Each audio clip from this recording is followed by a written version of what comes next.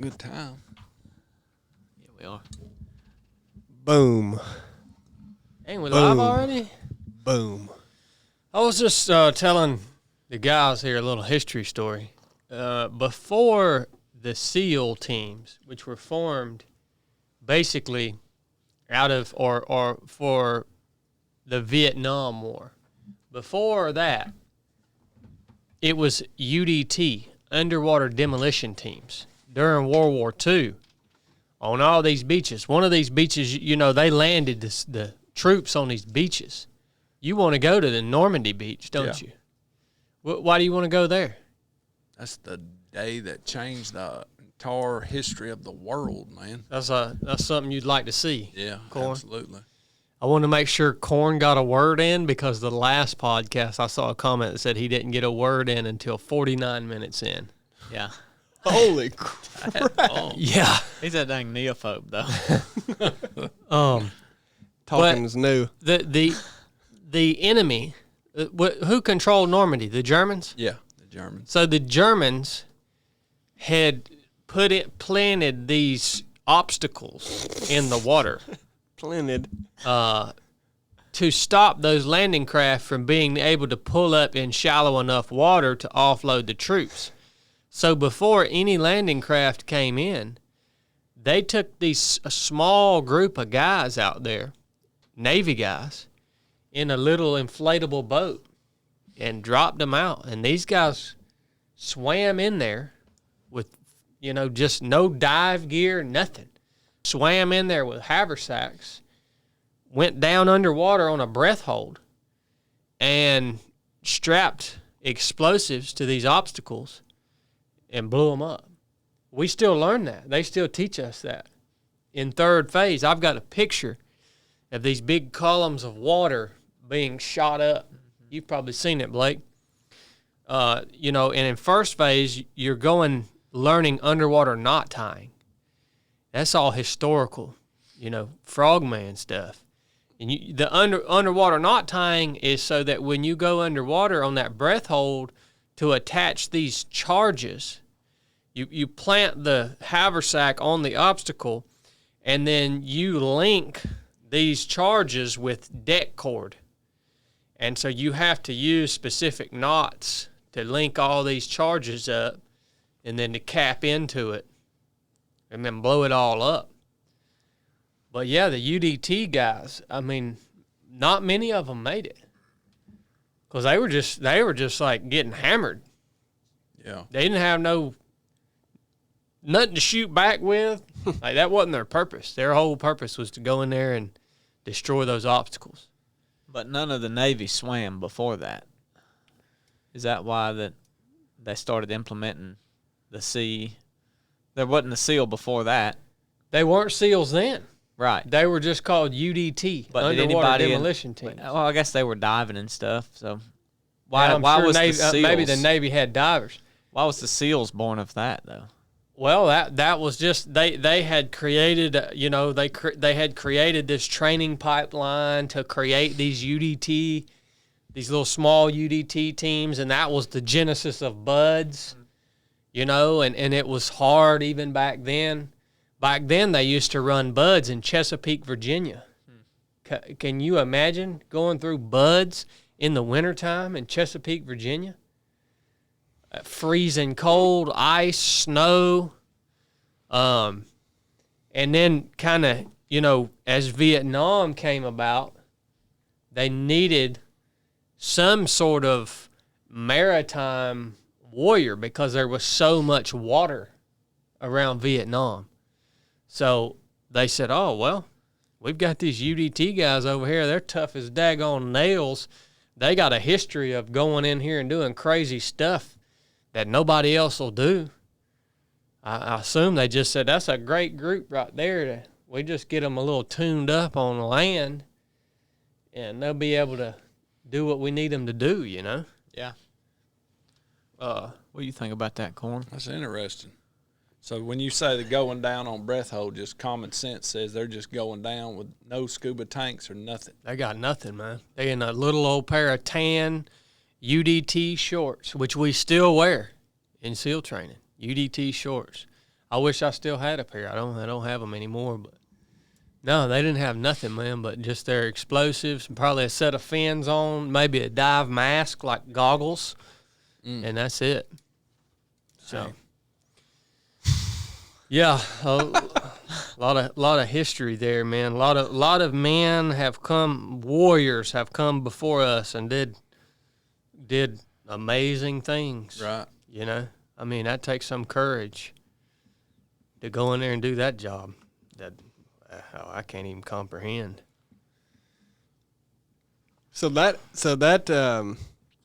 would you call that the precursor to the SEAL teams, and it was around all the way back in World War II? Yep. Dang. Yeah, that's kind of where they started it. Yep. but it's really cool He's in a mood. how even though That's wild. it's really cool how even though the UDT teams don't exist anymore, it's cool that they've kept all that heritage in through the training pipeline now. So like you're still connected with what they did because you learn those things. You learn underwater demolition. Another thing that they did is they would send these UDT teams in on these beaches that they wanted to land on, but they didn't know the water depth, and they also didn't know what was under the water, right? So they would send a team of UDT guys in, and you basically have a slate board with a little chalk marker, and you have a string with a lead weight tied on it, and you go along the beach and you take soundings with that string. That string got knots tied in it at certain intervals. So you're dropping that lead weight down, then you're counting the knots, pulling it up, you're making your depth, right? And you're doing From the surface. From the surface, Yeah. yep, you're swimming on the surface.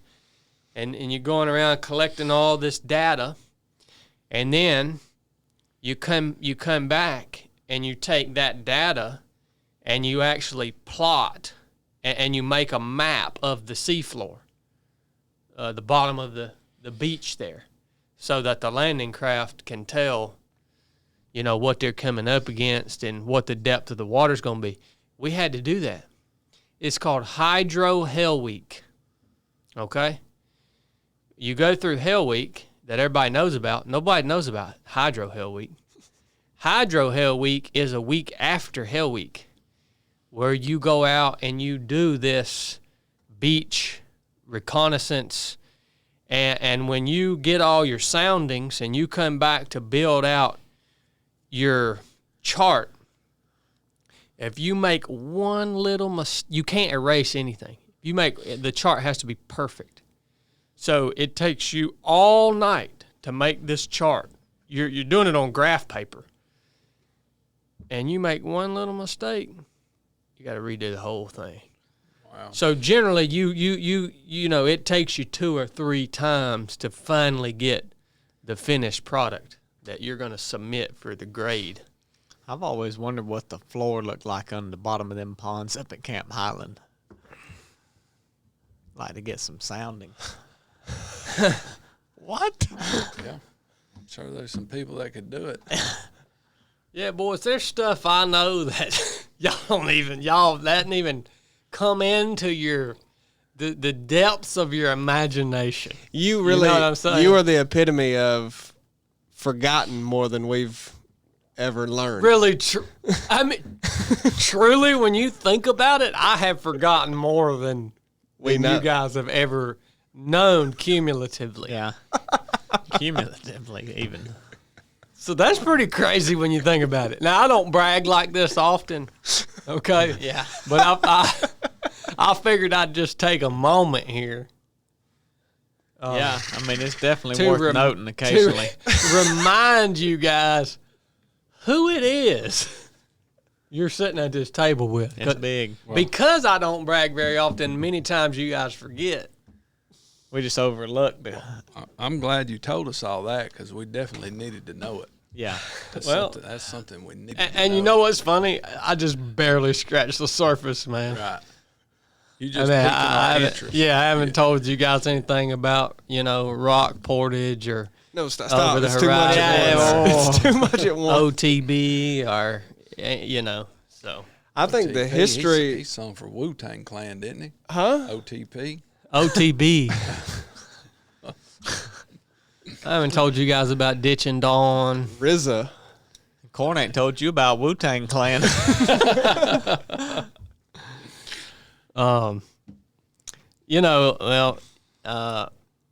Also, I think people are finally starting to realize, I did see some comments on last week's podcast that anyone who doesn't believe in, the Calvinistic doctrine is inferior. Yeah. Oh, well, Yeah. that's definitely. Yeah. Feeble-minded. Yeah, people are finally starting to realize that what I'm putting out, this is going along. I'm taking the opportunity here. I think you might be crossing the line. This is what I see people saying. Well, really, it's Corn, Blake, and I are feeble-minded in Yeah. comparison. Yeah, really. yeah. Anyone who hasn't read all of R.C. Sproul's books, they're inferior. That was a great show on Monday, I thought. I told Blake, I said, that's one of the coolest things about what we get to do, especially on Monday meeting, but sometimes even here on Wednesday, is we actually get to sit down and I guess debate each other and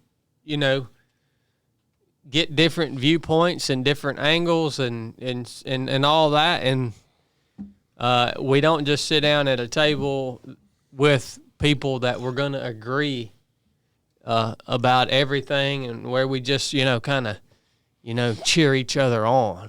You know what I mean? Which is often the case. You know what I mean? Yeah. So it's really great to be able to do that. Well, one of the main things though about being able to talk and debate is like everyone else knowing what you're going to talk and debate. Because I was prepared for Matthew 21. That's what we talked about. Yeah. Except we didn't. The triumphal entry, man. Yeah. Had Yeah. to set the stage for that. What are you saying? Maybe next time a little heads up. Hey, we're going to take a little different direction. But it's harder to win a debate when Well, it's when not you're- even that I want to debate. I'm talking but- about when the other person. Well, we didn't have a debate. Me and Chili talked about all that stuff on Friday. He should have told you. Actually, I did. We should have been there, Corn. Yeah. Well, we didn't have a debate, Corn. You didn't lose. I didn't say we did. Heck, you didn't speak. He said it's like we'd have a debate. I didn't say we was We debating. could have one. Yeah. We could set up a formal debate. Well, I'm the mediator. I'm not a debater. You're not? No.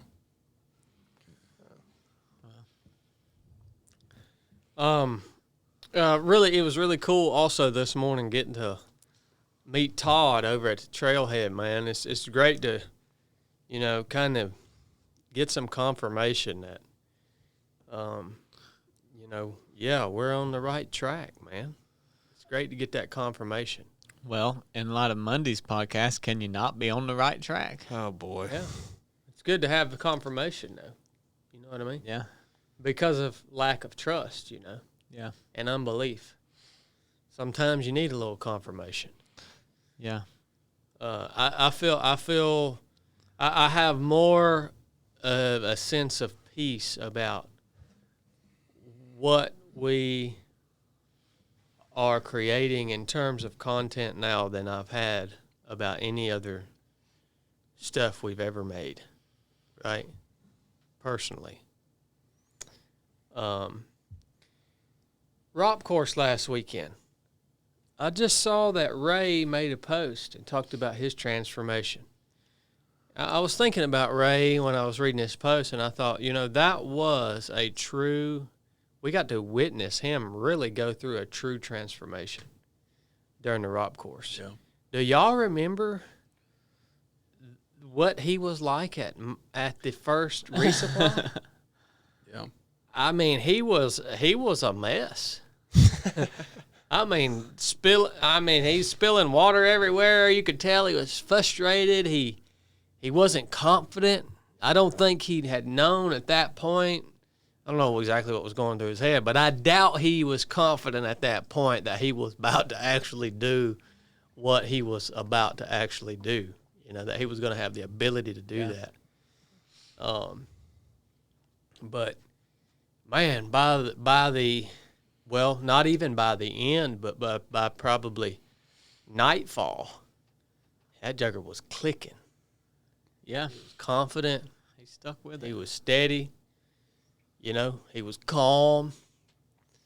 And it was really cool to see his post he made, but then to also reflect back on our opportunity and the gift we had to see someone actually experience a transformation in certain aspects of their mind and spirit in real time. How cool is that, man? I mean, how many other people get to see that? Yeah. It's real awesome. In real time. Yeah. In 24 hours. You know, a lot of times, you know, you might, if you witness transformation in a loved one or something, you're looking at it over the course of a year or, you know, 2 or 5 years. Yeah. But to get to see that in 24 hours. I think that Chili really had a good point on his piece on the After Actions report. What do you think made that team so successful, Chili? Because, again, for you guys that don't know, this is only the second team that has made it through the Rite of Passage mission and had no quitters, okay? Now, that doesn't mean that everyone there was tougher than most of the people that come to do the ROP course. I told them out there, I said, the ROP course is not designed to make you quit. The ROP course is designed so that anybody and everybody can actually come and complete it. That's what it's designed for. But we do get droves and droves of quitters generally on every single class. So what do you think, Chili, made that team so uniquely successful? Only 2 out of 12 teams. Yeah, I was asking myself that while kind of in the waning hours as we were finishing, because anything can happen, but it's pretty evident at that point that this team was going to stick it through. You know what I mean? And in part of my search for figuring out why they were so successful, I was thinking back to the very first team that we ever took out there, and they were the other one that you're referencing to have finished with 100% success rate. And I think it boils down the first thing to talk about is the genuine desire and care that they had. I mean, they cared about, I would say they cared about respecting themselves, respecting their teammates with their effort. They cared about what they were doing and how they would be remembered. They cared about each other and taking care of each other while they were out there. I mean, so many things like this are difficult to talk about because I couldn't tell you how a team of 18 people, basically all strangers, were assembled that all had that care. Mm-hmm. I mean, there's been a lot of ROP courses and a lot of people on them cared, but there was some people in it that just didn't really care. Yeah. You know what I mean? And it does something. And even when you have just a few that don't care. Boy, it does something. And to the whole thing. Yep. It's crazy. So I don't know how I can't give a secret to how that was created or how it happened, so to speak, to be a universal trait. But, man, when you see that present, there is nothing more key to the success than you really, really, genuinely, deeply care about all those things. And at that point, you don't have to be the toughest or the most physically gifted or the most prepared even or anything.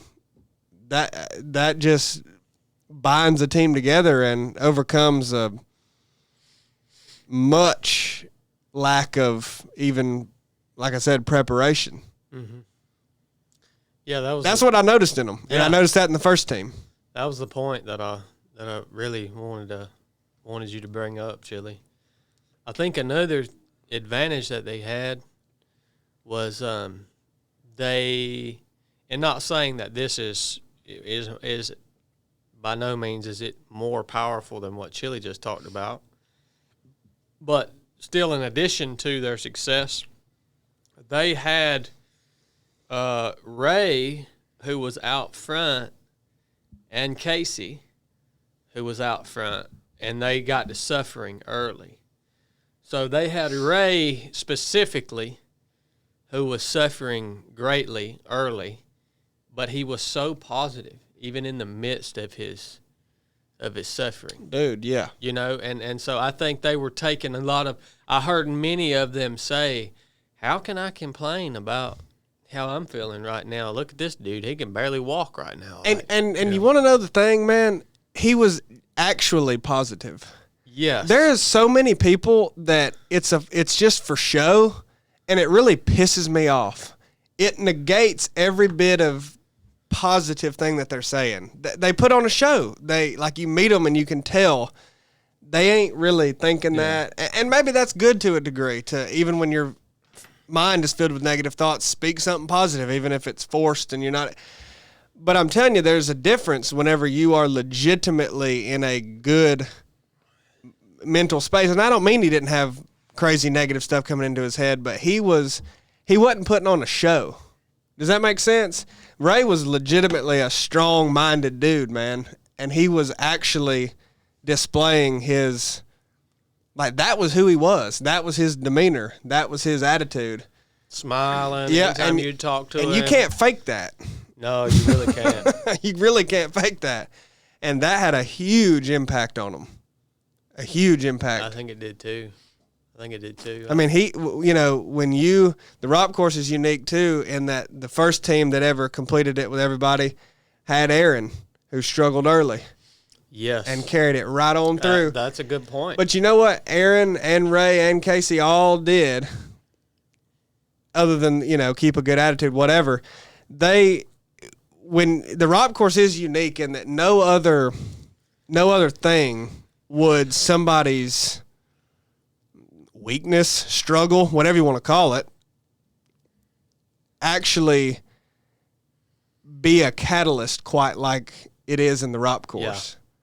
I mean, it really does provide something in that setting that nothing else would, because you are maybe the one struggling the most at a given point, and you are then responsible for leading the team. Yeah. I mean, really, you are. I mean, if you're walking out front, that's a big burden to carry. Mm-hmm. It's actually interesting to place that burden on someone who is struggling the most, because it does actually help them being in that position, but it doesn't change the fact that it's a burden to have to walk out front. And find. I mean, you are leading the team. Yeah. I mean, like it or not at that point. That's tough, man. Yeah. But it brings a team together like no other on the ROP course. It's cool. Yeah, it's funny how you drew the line of the similarity between the two teams that did finish with no quitters, because Aaron was very similar to Ray, and Aaron was on the first team in that he started struggling real early. It was very visible, but he stayed positive, and that Joker just kept trucking, man. Yep. Like, yeah, that was magnificent. I hope Aaron's doing well. I haven't seen him since the race, I guess, 2 years ago. But, yeah, that's another similarity. And think about, what does it look like? Chili said earlier that one of the unique parts of Team 12 at ROP was that everyone cared. So what does that look like? And to me, what it looked like was every team member stepping up and giving whatever they could uniquely contribute to the team. Like we had a retired Marine Corps soldier in the team. like that. Like he kept the formation right. You know, we had Jamie, who was ran multiple. He's ran 100-miler, multiple ultras. Like physically, he was strong. So he took what he had left, and he didn't hold on to it so that it would be easier for him. But because he was stronger physically and he had some extra left mentally, he's the one that through the wormhole would be yelling out to the team, encouraging the team, stay together, guys. Don't pay attention. Don't, right? You had many times I heard Ray, in the midst of his suffering, not only showing his positivity, but he would as simply as yelling out, hydrate. And multiple of them were doing that, but everybody stepped up and said, okay, what can I give to the team, even though I could hold on to this extra energy and make it slightly easier on myself, what could I give to this team to contribute to the success of everyone? And they also really took pride in the goal that they had established for themselves. They cared about it as a team. Like you saw, they you know, we have teams come through and you ask them, are you guys going to finish without any quitters? And, you know, everybody says, yeah, but you could tell these guys really took pride in, like, this is the goal we've established. And many times I heard them discussing, none of us care about breaking the distance record. Yeah. We care about accomplishing the goal that we established as a team the night before we stepped off, which is that we are going to finish together. Which, quite honestly, if you want my opinion, which nobody asked for it, but I think the distance record should only count if your entire team finishes. That's just my opinion. Well, that's a good point. I mean, if you go 60 miles but half your team quit, I don't really care. That's a good point. To me, the two top distances are the teams that we're talking about that finished with a 100% success rate. Like it or not, I mean, that. Yeah, you're right. Because your team actually didn't finish if somebody quit. I mean, not everybody covered that distance, and you started with them, and for whatever reason, they, you know, that's just my opinion. So in a roundabout way, they may have set the distance record. I'd have to check if the first team had more or not, but. Yeah, no, that's a really good point, because that is the ultimate achievement at the Rock course. Oh yeah, is finishing as a team together. You know what I mean? That's the ultimate achievement. Half the time we don't even accurately track the distance. No, we don't. Yeah, like, not really. Like we it's rough. We know at what certain intervals we know what they are, right? But like none of us here at this table as instructors give two craps about the distance. No, we don't ever know what it is exactly. Yeah, no, we don't care. You know what I mean? Because that's never been the goal. You know, if you want that type of experience, go run 100-miler or a last man standing race or something. You know, if that's what you want to see is how far you can go. But, yeah, that's the ultimate goal. CB, did you see anything unique about this team, or? Well, so I didn't see the very first rock team that finished, but the thing that I noticed was, you know, like y'all said, they cared from the beginning, but they also did, like I said in the AAR, what you and Chili explained to them they would have to do: be patient, present, deliberate. The hydration and the food, man, they consumed more water and more food than any other team that I'd seen. Like, they made sure they cared that much. Like, the things that they were told they had to do, they made sure to do. Like, they cared that. Like, the things you could easily look over and say, oh, well, they're caring big time for Ray and Casey, and they're keeping a check on. Like, the things that they were told it's the to little do, things. Yeah, they cared about those. They had it. You would listen to them coming into a resupply, and they would start saying, okay, make sure you got this much food, make sure you got water, who's going to help Ray get water, who's going to help this person get water. Somebody tote the pack over there. Make sure there's this much food in this pack. I mean, if they knew how far they was to a resupply, they was lining up and making sure they got the right amount of food and the right amount of water. 100%. Make sure you get hoist. You got to make sure you got this much electrolytes, so on and so forth. Man, how awesome it is we get to be a part of that, man. Yeah. You know what else? You talk about the little things. This is what I'm talking about with Karen, that people don't even understand the level that it goes to. Victor, our boy Victor, he was the best example of this. And half the time that I noticed this, he was in the dang back. Yeah. With nobody behind him. And what would he do? Every time that there was something, an obstacle in the trail or some piece of information to pass back, it would go down the chain. Maybe some people do it, some people not, but pretty good. They passed the word. And freaking Victor, half the time he was the last in the column, and he would still say it and repeat it. Yeah. And that seems silly. It seems like, why is he even saying it? He ain't saying it to nobody. No one's behind him, because he's doing the process. Yeah. He's not always in that position because he moved around, right? But he's doing the process. Yeah. He's sticking to it. I noticed that He's too. not lazy.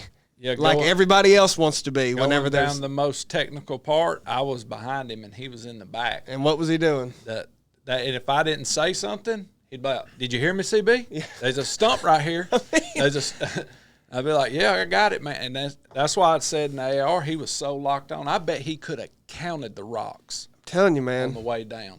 That's the level. That's how locked in he was. All the way to seeing that rattlesnake that nobody else seen. Yeah, everybody walked past it. Yeah. Victor didn't miss it. Yeah, He was sharp, man. he was. And had never seen a snake in person in his life. He had never seen a snake in person. How about Victor coming out? Victor is a software developer San Francisco. from Cool, San man. Francisco. Comes out and does a ROP course. Yeah. I mean, we get to work with people. I mean, you would never meet Victor. Nah. No. Never in your life. Magnificent human being. Yep. You know, Ray. Dang Canadian. Dang Canadian. Magnificent human being. Frazier, dang Scottish. Scottish Frazier. Yeah. Everybody on that team. Yeah. Was just outstanding. I'm thankful for you guys, man. And by the way, everybody listening, we got so much of that team on film. And we have a really great video editor now that's come on board. Literally the best. And we have a really awesome videographer now that we've hired. And so we got so much of that on film, and we're going to get to share it with you guys, you know, Lord willing. And hopefully you guys see the things, you know, little bits and pieces of these things that we're talking about in that film, because we're not going to share that film with you for the sake of your entertainment, but for the sake of you know, giving you the opportunity to see the things that we saw. And yeah, you're not there in person, but the next best thing that you can do is watch that and see how it works and get some inspiration from these guys that were out there, for most of them doing the hardest physical, and for some the hardest physical and mental thing that they've ever had to or endeavored to accomplish in life. And that's the purpose of us creating these little films around it. And I guess the best thing that you could do is come and do a ROP course and get to have that experience for yourself and actually feel how difficult it is to do the things that we're talking about doing, especially late into this course when it does get extremely hard. So I hope the Lord makes a way, and it's according to His will that we get to continue to do these things, be a part of these transformations, and I hope and pray that He keeps us healthy and allows us to do it, because it's such a gift. It's a gift that I've taken for granted for many years. But yeah, did you see anything unique about the team, Blake, or anything you wanted to share? From the support side, you don't get to see a whole lot. I mean, it was, everything you guys have covered. The only thing you didn't mention is Wesley, that had rolled in about 5 minutes before the start. That's crazy. Drove straight through after working all day. Houston. That is insane. When I heard that story, I thought, oh yeah, he's not. I mean, like, he's gonna be too tired. Right. Wesley was tired at 3 p.m. Like 3 in the evening, before it even got dark. He was Sleepy. zigzagging back and forth on the trail. Yeah, that's wild. He was tough, man. Again, they took pride as a team, and the they weren't going to let each other stop. Yeah, and everybody knew that. Like, I think they almost had in their head, like, well, I couldn't stop right now even if I wanted to, because these guys aren't going to let me do that. Yeah, that one of them was saying, they were telling Ray, like, when they saw the resupply, they would say, Ray, you're not stopping at this one. I know you're hurting, and I'm kind of. I think it was maybe Jamie saying that. He said, "You're not quitting at this one." It was magnificent, man. Yeah, it was awesome. It was magnificent.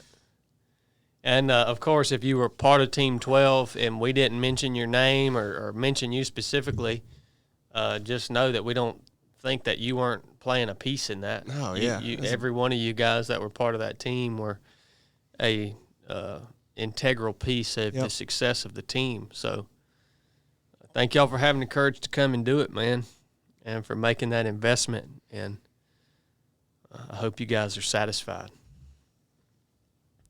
Great weekend, man. If my old body would hold up, I could do that. I'd do that every weekend, son. If I could hold up to it, man, it's good. Well, I want to talk a little bit about, and Cornbread, do we have a Patreon question this week? We do. I realize I missed it last week. Yeah. Do we have any announcements this week either? Oh, actually, yeah, we do. You guys have a big announcement.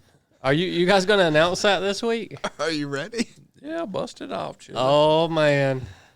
Let me pull up the info here. Are you sure? Yeah, let it rip. Well, explain some of our process here. I've actually been really excited about this. So, I mean, Well, what do you mean explain some of the process? He means talk. How'd we get here? I mean, it didn't turn out how we wanted. hold on. All right. I'm so excited about this. Now we're downplaying. I'm ecstatic. I'm so excited about this. What's actually going to happen is you guys are going to announce this next week. Can you announce it next week? We can. Yeah. Okay. Or we can announce it now. No, we'll wait till next week. I want you. I'm not going to be any more ready next week. I want you to announce it next week, and I want you to lead with it. Okay. Because I'm really excited about this, man, I think that people are going to be. I think that people are going to be excited about it. It's going to give people a good reason to get out and get after it, and to experience a sense of community. And obviously it's going to be cool to watch what happens at the championship. I'm really pumped about seeing the top 10, right? Top 5? Top 5, yeah. The top 5 battle it out. It's going to be big. It's going to be real big. Yeah. So we'll shift off of announcements. Remember that up there on the July 2nd, too. Yeah. Keep this thing on track. Yes, I wanted to talk about Blake here in just a minute. Nope. What we could have announced it today, but you guys fumbled that. Well, honestly, I just want you to know it will go no differently next week when we announce it. I'm going to qualify it. I'm going to preface it with, well, Well, I'll just shut it down again. this fell apart because we could announce it. It's ready. We'll do it next It week. actually would be good to announce today because it could open in. It's actually active. It's going.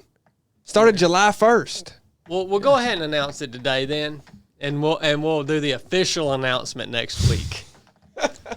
So preface this with a lot of people have said, hey, why don't y'all do some ruck thing, or why don't y'all make something up to go with the ruck plan? Well, you've been doing a lot of rucking, CB. I have. I'm literally, when people drive by me where I live, they point and I can see their mouths moving. They're like, oh, there's the guy that rucks. I mean, every car does that. So me and Chili come up with a All 5 3 of cars. 7 ruck challenge. Strava challenge. Strava challenge that Chili's going to explain. Well, this was actually Cornbread's idea. So if it fails, it's Cornbread's idea. But no, really, it is cool. We've developed a 10-week series. Okay, there's a 10-week challenge series that does culminate in a championship, like Chad mentioned. So there's some stakes involved. You'll actually qualify. 5 of you will qualify for a championship at our very own Mountain Mama Farms Classic in October. It's just really a summer series, if you want to call it, that is meant to inspire people to get out, move their body, do something maybe that they've never done before. Maybe you've never rucked before, like Cornbread rucks all the time. I've never done much rucking, but I did. I went the other day with him. How was it? It was legit hard. Oh yeah, It was legit hard. well, it's like anything. It's as hard as you want to go. Yeah. And what we've created does give people the ability to go hard and pursue a goal and try to qualify at the end and be in the top 5, or just do something that they've never done before and get some fitness going in a new way with rucking. It's also meant to be a place for the 3 of 7 community to have a place to go, another avenue, another place to go to. They can communicate with each other on there, right? Or no? I'm not sure if they'll be able to comment or not. Well, either way, it's the ability to do something hard together as a community and compete against each other, if that's what you want to use it for, as competition. The premise of the challenge as a whole is to go through a whole series of weeks in the summer of different ruck competitions, if you will, that vary from, what do we have? Things like, fastest ruck of a certain distance. We have most distance accumulated weekly, all kinds of things. We have elevation. Yep, different weights. So there's all kinds of different challenges. Some may not really be for you, and that's fine. But others may be right up your alley. So we would encourage people to just try to, participate in all of them. And the weights are going to be the same for men and women. It'll vary from 20 pounds up to, we have 60. some 60-pound challenges. Dang. Yeah. So quite difficult. Obviously, the 60-pound challenges won't be as long. We believe everybody can do this. Oh, yeah. Well, not absolutely. everybody. Some people don't have legs. True. We've mentioned that, but Or shoulders. but generally everybody should be able to do this, and it may take you a long time with that 60-pound ruck, but it's all doable. It's all within, I would say, for the most part, your capabilities. And like you say, you can push it as hard as you want, right? Like Right. Corn said, he's going to throw down some big weeks. Yeah. But 20 to 60 pounds. How the competition will work is it is through Strava. So Strava, if you've never heard of it, you need to download that app, create you an account, and you will have to have a Strava premium account Yes. to join the challenges, right? So that is like $80 a year. Yeah, I think, 79. So you will have to purchase the the whole the whole Ruck Challenge series on our website, and then you'll have to also create a Strava account. But once you've done that and you've bought the challenge series, it'll have all the instructions you need for how to be confirmed in each challenge and participate and all that, and the rules of the challenge. But how it basically works is you'll have a GPS watch, you'll track your ruck or rucks for the week, given the parameters that we've set, like how much poundage you have to have and everything else, and then it will collect your data and create a leaderboard that we'll be able to see and review at the end of each week and assign points to whoever wins. So obviously winning gets you the most points, and then it'll go down to 2nd, 3rd, 4th, 5th, 6th, 7th, 8th, 9th, 10th. We'll all get some points, and your season point totals will be tallied up at the end of the year, and then the top 5 point earners of the season will be invited out to Mount Mama for our 8-hour Ruck Championship, which I think will be a really cool addition to the Mount Mama race. We've been asked if we would consider making a Ruck division in some of our races. Well, we haven't really done that officially, but we kind of have in a sense with this invitation only Ruck Championship. They get free entry. They're it's an invitation. They show up for the championship. The top 5 qualifiers, they don't have to sign up for Mount Mama. They'll be invited. Yep, and they get all the use of the aid station and stuff, the same as someone who was out there running. Yep. That's so awesome, the first challenge, if you're interested in signing up, will start in August, August 4th. So what we've done is we've created kind of a preseason, a 10-week main regular season, and then a postseason, that being the championship at Mount Mama. The preseason is the month of July, and it's just a group competition for people that sign up now to get started, get a feel for how the Strava works, have time to sign up and make your Strava premium account and everything, and you follow 3 of 7 Ruck on Strava. That way you can be invited to the challenges, and July is just a way to basically get you in, have everything set up in place so you're ready for the first one in August. The one that counts. Yeah, the one that counts. So they need to go to 307project.com, find... Yep, it's under digital downloads. Okay. Yep, it's a digital product just like the Ruck training plan and our video courses. And this is limited to 24 competitors, right? Yep, that's what's a little bit unfortunate is refresh it, Blake. I did. We'll keep doing it. So that's limited to 24 competitors. Yeah. Per challenge. Yep. For each month. Yep. All right. Should be active right now. Blake's phone's just slow. That's okay. You just did it. It's up now. Okay. Okay. Well, good. So, yeah, if you want to get in on this first season, it's only 24 competitors for the season. Yep. They go in, they make one purchase, and that gives them access to every single challenge. So all 10 weeks, yep. Yeah, plus the preseason in July. It is $100 for the 10-week series. That's $10 per challenge. And like I said, I think the Strava count will be $80 for a year. Is that right? You're the Strava expert. Yeah, 79, yeah. $79.99. Good deal. So yeah, we're excited about it.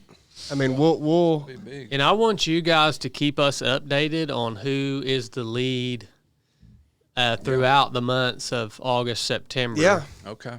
Here on the podcast. Yeah. I want to keep track of. Now I'm competing in it as well. Yeah, you're the 25th. Yeah. That's why it's only 24. It's ridiculous. Cornbread's the 25th. So yeah, and if there is any questions you have about this up front, or I guess difficulties with finding Strava or how to sign up for that or create an account or then follow us on Strava, you have to follow 3 of 7 Ruck. Yeah. If there's any questions about that, just send us an email. You go ahead and send it to 3of7merch@gmail.com because that's the quickest one I'll see. And or 3of7project@gmail.com. We'll see them both. But yeah, if there's any questions about that, we want to make sure we answer that because we're excited about it, and we want 24 people in this that we're really looking forward to something like this and really going to take it serious and enjoy it, and hopefully compete for a spot in Mount Mama. It's gonna be big, man. And you get to compete against Cornbread, who's a megastar. It's gonna be big. Oh, We didn't even mention how famous Cornbread is. He's literally took up a spot. Yeah, whole spot. It's unbelievable. He might steal win it. y'all's points is what I'm gonna do. 3 of 7 ruck. So you are 3 of 7 ruck. Yeah, I am 3 of 7 ruck. Dang. It's big, son. All right. Well, Blake, I wanted to talk a little bit about what we were talking about on the run yesterday with Paul about this. We talked about it a little bit on Monday, is how when we look at the big picture view of what is encapsulated by the Holy Scriptures, how everything is ultimately purposed to glorify the Son, right? And have you guys ever heard or read in the Scriptures about us, meaning the church, how we are likened to, or actually called, the bride of Christ? Mm-hmm. Yeah. So we see that many times in the Scriptures, but I think maybe we just a lot of times kind of skip over how important it is to understand what our actual purpose is as the body of Christ. And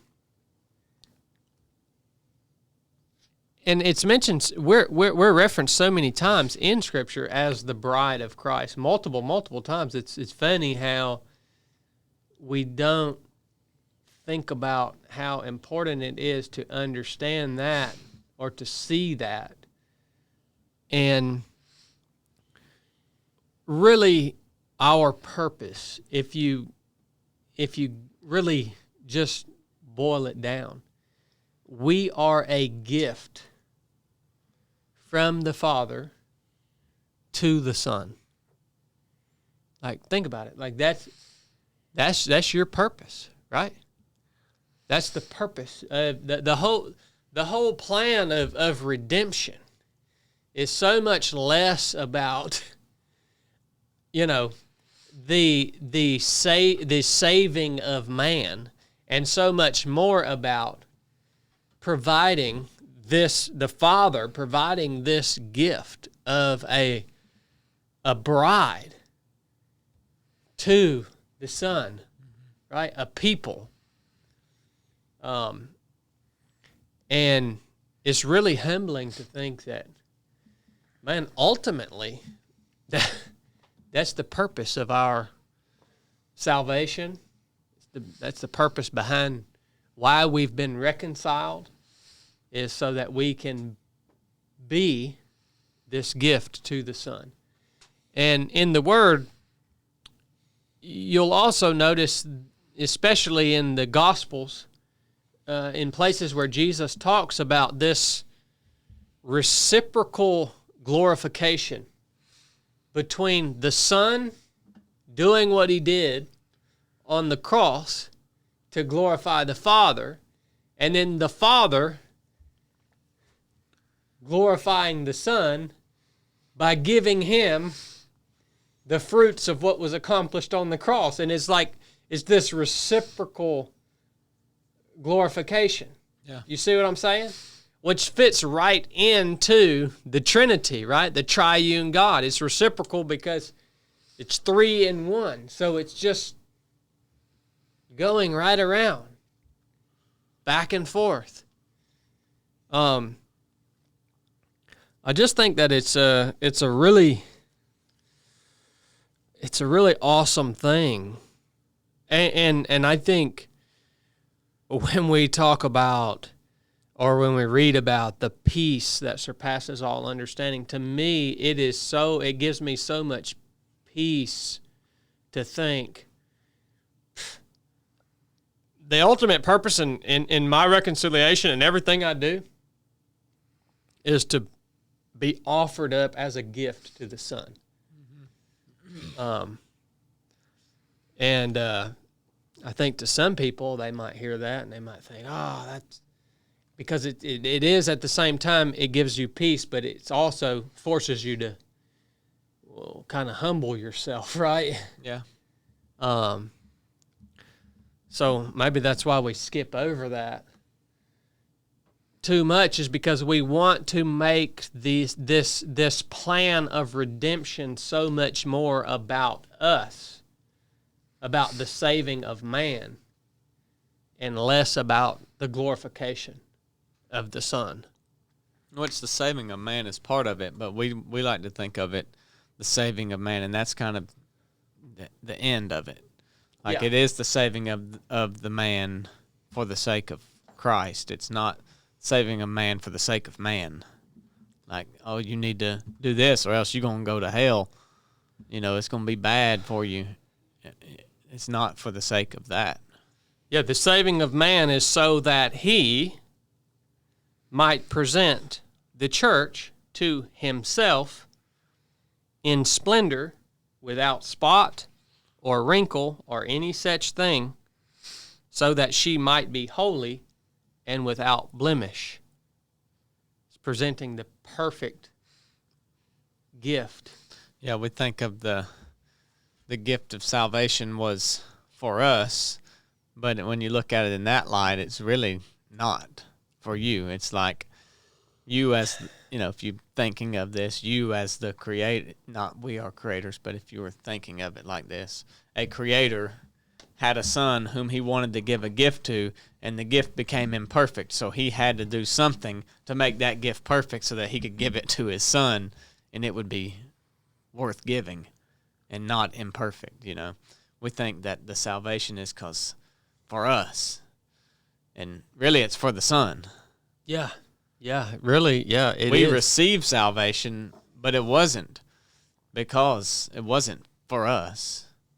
It was so that we could be the perfect gift to the Son. Yeah, and when you say it wasn't for us, essentially, and including me, the thought process is generally this plan of redemption and this salvation that I've received is ultimately a gift to me, so that I can receive and partake in the inheritance of eternal life, but that's not the end of it. Yeah. Like, the purpose of my eternal life is to be the bride. Yeah, it's to us, but Christ. not for us, right? I mean, Yeah. What do you think, Corn? I don't really have nothing I could add to that. I mean, I agree completely. It makes you think about things a lot differently Yeah. when you consider that, and you might probably realize a lot of selfishness that of the way that you do things and the way you think about it being for you, and like you were so special that this I mean, it's really, I mean, you are special, but only because you're a gift to the Son. Right. That's the extent of your specialness. Yeah. You're not special because anything you did or any unique thing about you versus someone else. And people don't get that. And a lot of people's not going to like hearing this either. It's so cool to me too to just kind of scratch the surface of the how it reciprocates in that.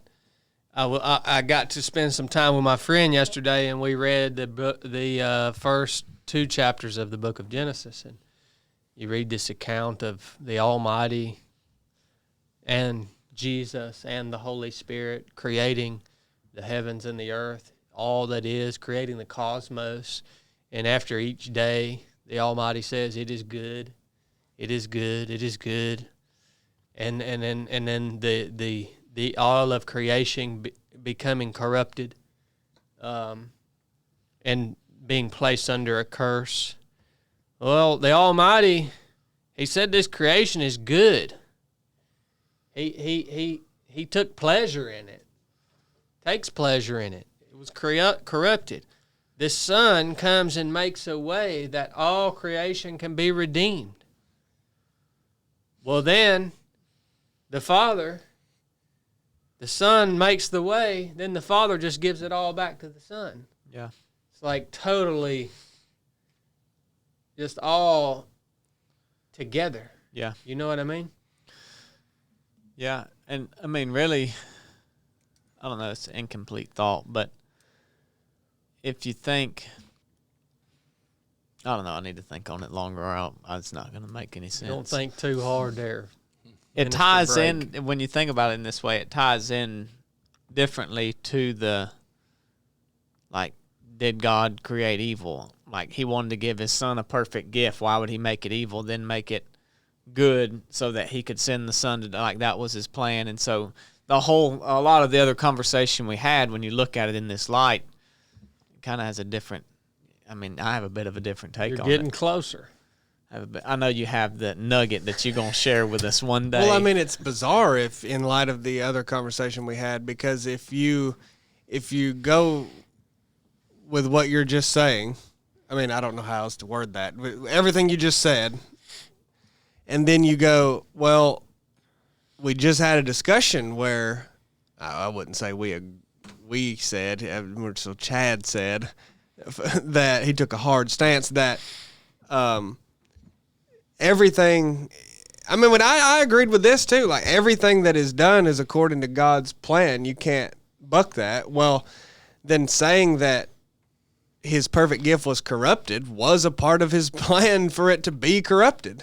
I mean, like, how can you say it wasn't? Well, that's weird then, because like, not weird to me. I understand why.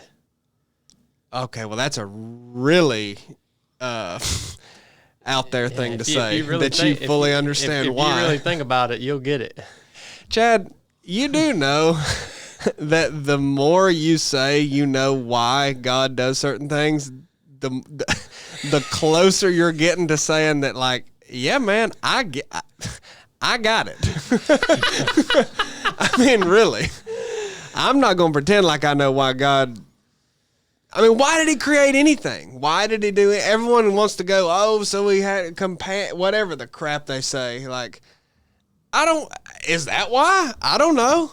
I mean, that doesn't seem like the complete picture. I don't know why he did what he did. Mm-hmm. If I did, I think I would be God. Well, from what we're talking about now, he created man so that he had a gift of a bride to give to his Son. But he could have done that. No, he couldn't have, right? I steer clear of saying that he could have done something differently than he did. But theoretically, well, he couldn't. Then he could have just given the perfect gift to his Son. Yeah. Without having to go through all the corruption. Now, in logic, that does away with the total free will that we have none. Yep. To me, yep. If you're applying like why would he do that? But who knows? It does. I mean, yeah. So I don't know. Just an incomplete thought that came in my head that I don't have really any answer to. I won't go down and ask you the question that you need to be asking yourself that will lead you, but to the conclusion that you need to arrive to, because this is the only point that I was planning on making today on the podcast. We do need to get. I have another announcement. We do need to get Cornbread's input on this. That is true. Well, you just did. You asked him. He said he didn't have anything to add to it. But then there was some other things said. Yeah, that wasn't that. You guys took this and you went a different direction with it. Well, Blake started it. Yeah. You didn't know I was going to bust off with that, did you? So just let's all just ponder the first point that was made. That is. Hey man, we're getting too far from what he had prepared to talk about. He needs to go. We can find hope and peace and humility in that. Yeah, right. Absolutely. Which is what's good. Everything, you know. That's what I wanted to share with you guys. Yep. Today. God said, I'm glad you brought that up, Bob. God said, I've got this perfect gift. I'm gonna have them mess it up. Then I'm gonna send my Son to save them, and it's really for him. Mm-hmm. Chad acts like he got that easy. Yeah. Well, you have forgotten that he knows. He has forgotten More than we've ever known. know, and so you're operating. We just had that conversation at the beginning of the show, how man. quickly we forget.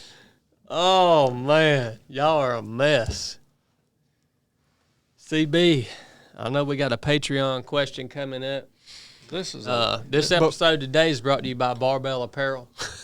Got a good run in this morning. A couple good runs in this morning. Yeah. And we were out there in the heat. Ultralight Tech Tee and the Ultra Shorts is what I ran in this morning.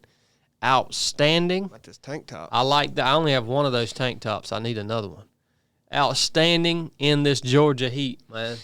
But Barbell doesn't just make fitness apparel. They make all different types of apparel for all different walks of life, from the most comfortable blue jeans you'll ever wear to collared shirts to gym apparel to stuff that's great to wear out on the range.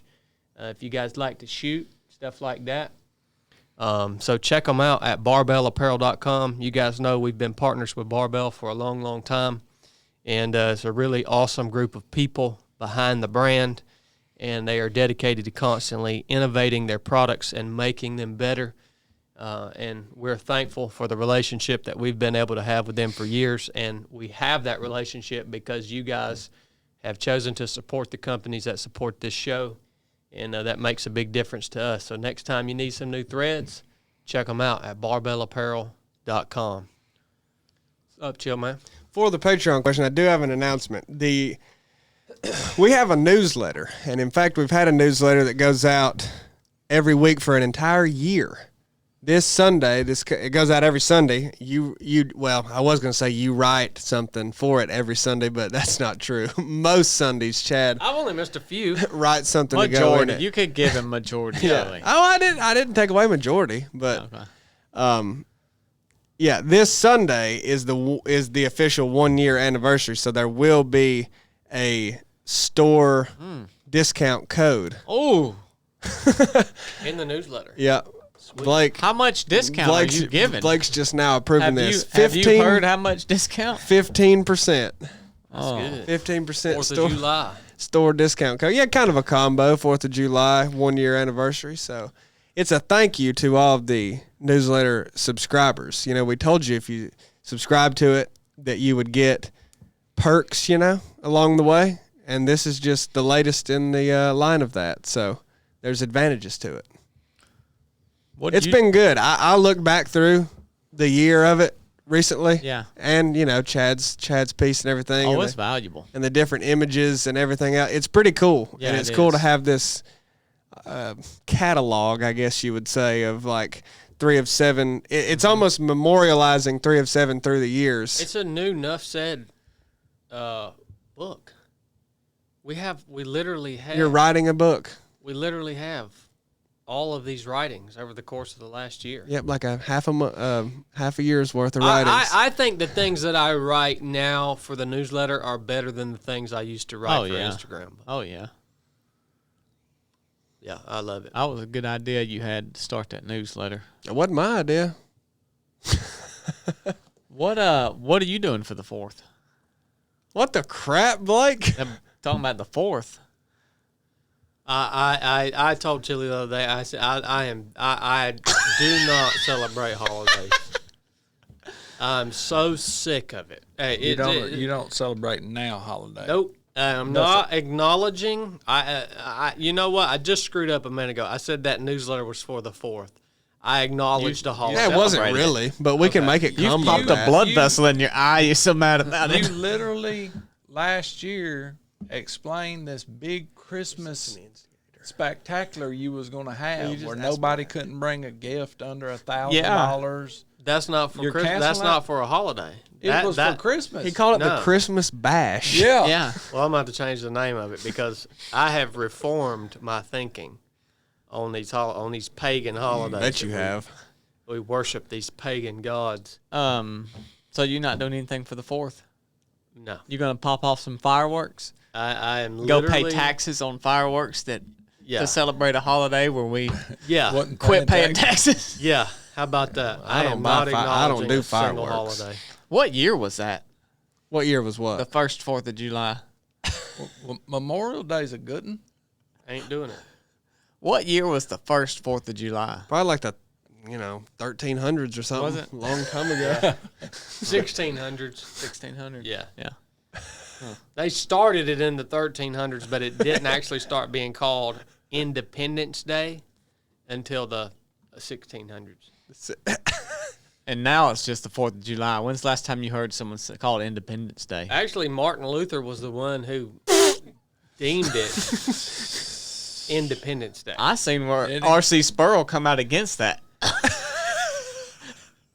He brought it back to the 4th. He said. But he's too arrogant. Go read the Bondage of the Will. You'll learn about the origins of the 4th of July. So John MacArthur made a study Bible about Martin it. Luther allowed, hey, we need to have a 4th of July. Yeah, in the 1600s. Was Martin Luther as arrogant as R.C. Sproul is? Oh, if you want to read Martin Luther's response to Erasmus in the Bondage of the Will. He is rough, son. Was Erasmus rough with him? Well, Erasmus was all tied in with the Roman Catholic Church, and he was espousing all these ideas about, he was People have espoused a lot. He was basically just, presenting all these ideas because he wanted to stay in good standing with the Pope. Yeah. Everybody wanted to. Yeah, who wouldn't? Exactly. Everybody back then wanted to be in good standing with the Catholic Church. That's why people don't understand the Roman Catholic Church. Yeah, the Roman Catholic Church. People don't understand why. Why? Because the church is Catholic. The church is universal. I know. All right, the Roman Catholic Church. People don't understand how big of a deal You know where he got that? it was that Luther did conversation what we he had. did. Because the Roman Catholic Church was essentially the government. Yeah. And everybody wanted to divine be in good Catholic. standing with them because they wielded so much power and influence.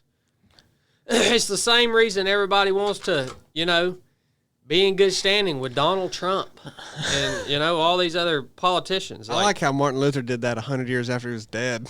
What? In the 1600s. Oh, yeah. Yeah. Yeah, he wrote that proactive, retroactive. Posthumously, yeah. What we got from Patreon this week, CB? Yeah, I like that segment. I just picked a light Patreon question for you this week, Good. Bub. 'cause What you size T-shirt do you wear? You've been getting real deep, and you've been doing these running videos. I know you putting in that work, that man. deep. You're about to go to Alaska, so I said I'm gonna keep it light on old Chad today. This is from Danny McMillan Jr. Well, first of all, how dare you think that I don't have the capacity? Point that pencil at me again, I'm gonna jerk it out your hand and throw it at your forehead. How dare you think that I don't have You the see capacity how he just turned on He me? said, "How dare you?" You see to how he just answer turned a on? He's deep contentious. question? Huh? He's contentious. Danny McMillan Jr. Tried to ask you something on Truck Talk, and somebody tried to run a scam on him, gave him a WhatsApp number and tried to say, this is Chad, again? call me. So he sent this question with that information to Patreon. And his question is, have you continued with your jiu-jitsu training? No. No, I am not doing jiu-jitsu. He hit you with that hard one today, didn't look. he? I told him I was going to bring him that light one, son. Look, I'm like Wyatt Earp. I don't even carry a gun anymore. I'm done with all that. All that. You just love. I'm not looking to fight nobody. Look, I'm not looking to kill nobody. Is that why you carried a gun? You were looking to fight somebody? Looking to kill somebody? Look, Somebody's getting it today, bub. I'm like Wyatt Earp, man. It's like when he walked in You there. shouldn't have said that. That'd be used It's as like when he evidence. walked up in that saloon. He did like this. He said, I don't even carry a gun no more. Cause all the evil he recognized. I ain't messing with all that. I don't believe you ain't toting a gun no more. I ain't messing ain't with gonna all fool that me. violence. Blake's like Johnny Ringo, always has been. Violent people trying to fight with other people and stuff. Nah. Buddy, I'm looking forward to the new heavens and the new earth where we're going to beat our swords into plowshares. Huh? Yes. The lion's going to lay down with the lamb. We're going to be eating herbs. What about love always protects? What if you got to protect somebody? Yeah, I well, got to gotta protect choke somebody. somebody I'll out. handle that. Well, All what right? if you ain't got no ability? He ain't gonna You choke him out gonna either. do He it. don't know buddy, how. Look, what did we just discuss at the beginning of this podcast? I have forgotten more about how to do violence to humans than y'all will ever know in your life. But have you retained as much as we have now? You've forgotten more, but have you retained as much? That's the question, ain't it? Well, I've got men around me that serve as my guard, you know. So Yeah, that's true. I don't got to fool with all that mess. And no boy, more. let me tell you, they are some shooters. Look, when you get rich as me, you don't fool with all that Ain't that violent right, stuff boys? anymore. All y'all's a bodyguard anyway. Ain't y'all seen You're not meant the to kill video? nobody. You meant to take a bullet. Ain't folks seen the video Oh yeah, of our test we did? that's right. We hammered down. So That was a good question. Yeah, just enlighten. He's about to go to Alaska, man. yeah, I thought he was going to ask, is that a scam? Oh, that's funny. That's what you should have said. And his Is question that a is scam? that real or is that a scam? Oh, that would have set him off. look, that whole scamming thing. Look, if y'all ever communicate with us, think you're communicating with us online, outside of a direct email from one of our authorized accounts, or Patreon hadn't been hacked yet, I don't think. You can say this, but it's still going to get people. Listen, if Yeah, you I know. ever think you're I know. communicating with Chad, just know you ain't. Yeah, that's a good point. Good point. That's a good point. You're not communicating with me, I guarantee. I'll talk to you. I like you. Well, boys, do we got anything else to cover this week? Outstanding. I know my Strava's blowing up, and if you ain't bought the ruck plan, you're going to be sorry. Do not follow me unless you bought the ruck plan. Yeah, that's some bull crap. We got any super chats this week? You think? Are people are following you on Strava? Yeah. Oh boy. We got Marty Bingham coming at $9.99. Big Marty. He's still alive. I'm just tuning in to the Cornbread and What's His Name show to see what's up. Thank you, Marty. Go. $9.99 again. It's about time for Goldfinger to float down the Yukon, ain't it? Sounds like a good way to relax. Oh, Goldfinger. Gold finger. Oh, I like that. He come back in at $9.99. He said, while what's his name is loafing on the river, Big Daddy's going to be busting the Merrill's Mile in Dahlonega. If anybody wants to get off the couch, they can come join me. Dang it, Marty. Marty's doing Merrill's Mile? That's cool, man. That's your neck of the woods. That's where you like to run. I have, yeah. That's a 24-hour, right? You can do 6, 12, 24, 48. Wow. I got it all, man. It's a distance carnival. Is it track? No, it's a 1 mile asphalt loop on a military base, completely exposed the whole time. Good. It's night. pretty dang awesome, man. The dang heat bounces off that blacktop down there and just radiates. I bet your feet get hot as crap. It's awesome, man. And that's I love that place. It's beautiful. That's the same race directors as Cruel Jewel. Yep. That was my first 100-miler. Yep, Man, that's sure cool, is. Marty. I'm glad you're doing that, man. You got to keep moving at your age, Marty. If you stop, you're going to be dead as a wedge, Bubba. Keep moving. Years ago, I was there. This has Marty beat. Doyle Carpenter. They call him Plowboy. He's an old farmer. He was 83 years old, and he did the dang 24-hour. Really? No, the 48-hour. Sorry, he did the 48-hour. I mean, talking about just keep moving, dude. That dude is a hoss. I've never met him. He's old as corn. He's a legend. Wesley Rice came in at $19.99. So grateful for the ROP experience this past weekend, being pushed farther and harder than ever before. Made many new memories, and brothers in Christ would not trade it for the world. See y'all at Mountain Mama. Thank you, What it's Wesley. all about, Wesley. Thank you for being there, man. Wesley did say, maybe it was his sleep-deprived state, he did say something crazy. Did he not look at you and say he wanted to see if he could do a 50K? Yeah.